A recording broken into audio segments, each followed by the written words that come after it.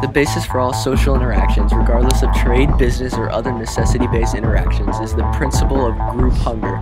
Group hunger, or the drive to escape loneliness, is considered to be the most basic human problem. Through social interactions, people begin to see themselves in a true light, their true selves, their social selves, if you will.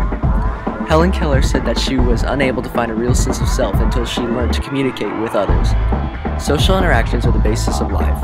Nothing can be accomplished without them. It is a human desire to be well-liked by peers. So because of this, we develop social networks. I'm not talking about Facebook or MySpace. I'm talking about the spiderweb of connections we create in our lives with those around us.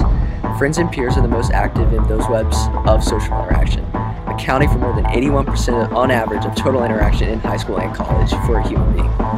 In social networks, there are three types of people. There's the clique member, who mostly identifies with a small group of friends.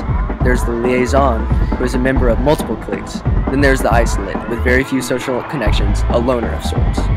Studies show that liaisons tend to be the healthiest of the three, avoiding much of the peer pressure while still maintaining a healthy amount of activity. Isolates are shown to be the most likely to drop out and not succeed in later life. An interesting fact to mention is the sometimes gathering of isolates to form a clique based on the common trait. These groups are identified by psychologists and sociologists as dropout groups due to their high dropout rate. With cliques comes peer pressure due to the closeness of each individual. A moral obligation is sometimes felt to participate in the activities of the close ones around you. Though some peer pressure isn't negative, most is, including substance abuse and things of the like. Peer groups are heavily influential in adolescent youth. Lifestyle choices and attire are some of the many things children may have felt were decided for them by their friends' opinions. In the social clique, there's usually a natural leader who is well liked and respected by the rest of the group. Occasionally, some may find this person romantically attractive due to their social position instead of attributes. Basically, in social situations, I think I'm kind of like a group mom,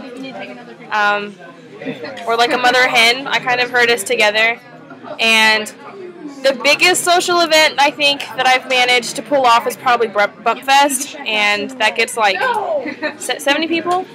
There's a lot of people there, so I think I'm good at getting people together for stuff. You're a leader. Yeah, I guess I'm a leader. I'm like, hey, do you want to go watch a movie? And I text people, and then we all go and do stuff. But social situations, I would say that I'm pretty outgoing. I can take charge when needed, but otherwise I'm really laid back, and I just like to do what everyone else is doing, kind of just be a part of things. In social situations, I tend to be a liaison of sorts. I like making sure everybody's idea is accounted for. I like making sure that everyone is satisfactory with what we're doing.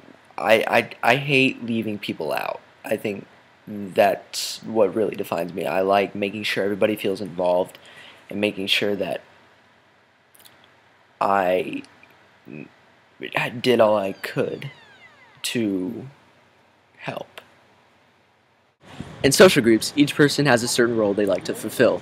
These roles are huge in variety and can even be said to be unique to each person on Earth.